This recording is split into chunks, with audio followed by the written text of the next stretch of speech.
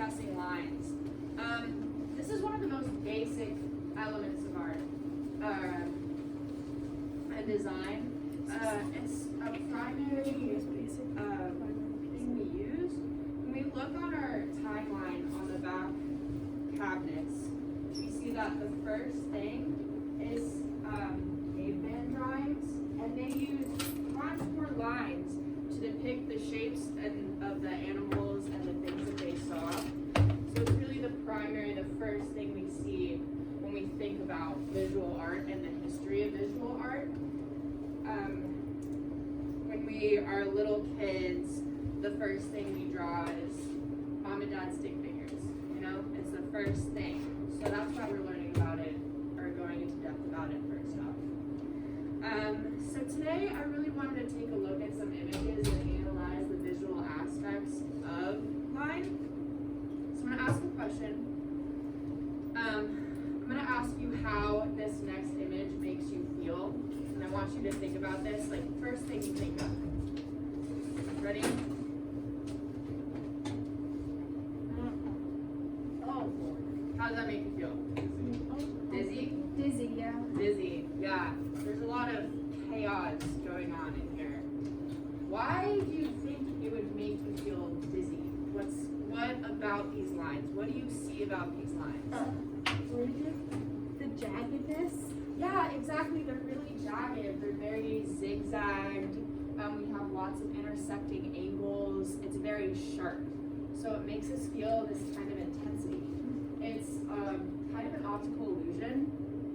And there's also a fluidity about it. Where do we see that there might be some fluidity in this image? I mean, it kind of looks like there's curves in some spots. Yeah, so it's not just like straight up and down. I feel like that would make it look even more intense and more chaotic, but there is still some movement and giving it this kind of optical illusion. I also wanted to point out one other thing with this image. There's some different things going on in these lines. What is different about these lines versus, per se, these lines? There. The thickness of the line. Exactly. You're so correct. And what do you think we call the thickness of the line when we're talking about line? Does anyone have an idea about that? Nope, that's okay. That's what we're going to learn today. We are going to be using weighted and varied lines when we're making our allegremas. The weight of a line can change the emotion of how we feel about an image. We want to consider the angles of the lines, obviously, but the thickness of the lines, there's a sturdiness here that we have going on. But it also can depict a plane change, or how we see like this would be one plane and this would be another plane, the changing shape of a form. So this would have a heavier weight. This line has a heavier weight than this line over here. We want to think about that when we're describing art. All right, so I'm going to click on the next image, and I want y'all to tell me how this one makes you feel. That one seems more calm. Yeah, it's more calm. Anyone else have an idea? What does it make you think of? It reminds me of waves or like the beta fish tail. You know, like the fish, you know, they have long tails? Yeah, like the ocean, kind of. That's what a lot of people have said. The ocean reminds them of that. For me, it reminds me of like, you know, the scene in the Polar Express when they're on the back of the train and they're like, let's see the Aurora Borealis kind of thing. It reminds me of that a little bit. But can someone tell me why they think that this would have a calmer presence about it? What about these lines?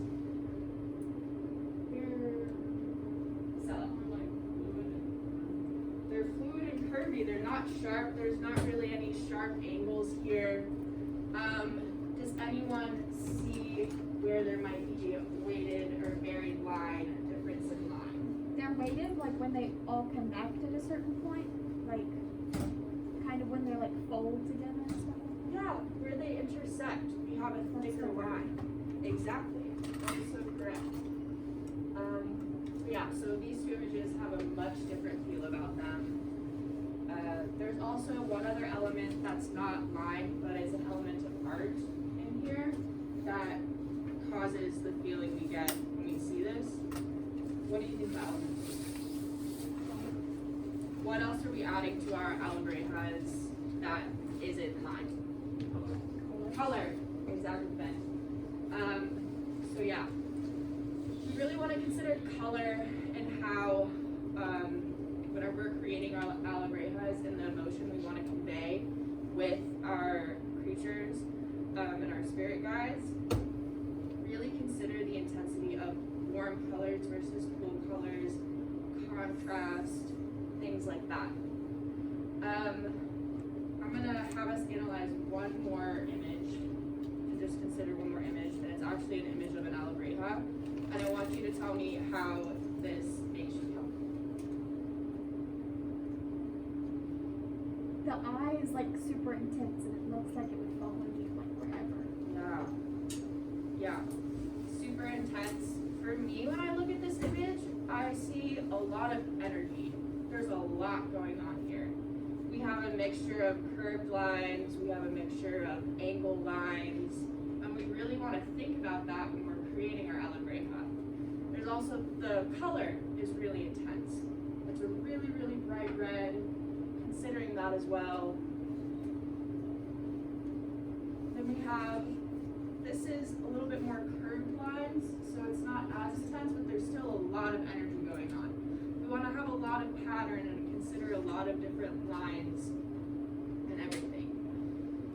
Alright, so to get in to what we're doing today, I noticed some of y'all started working on this yesterday, but I really want y'all to focus on the prompts that we have in these sections and do a little bit of research, find 3 patterns online that really inspire you and make you feel different ways and convey the emotion you're wanting to present in your creation of your Alabreja.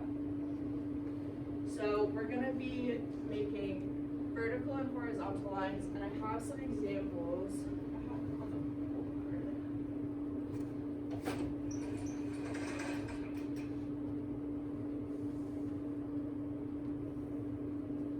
It's an example of some patterns you can do on your animal. But also, we have some vertical and horizontal lines, which if we move the paper this way, this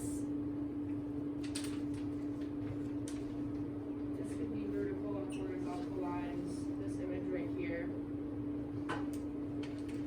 We have horizontal and diagonal lines, which could be perceived as this image as well.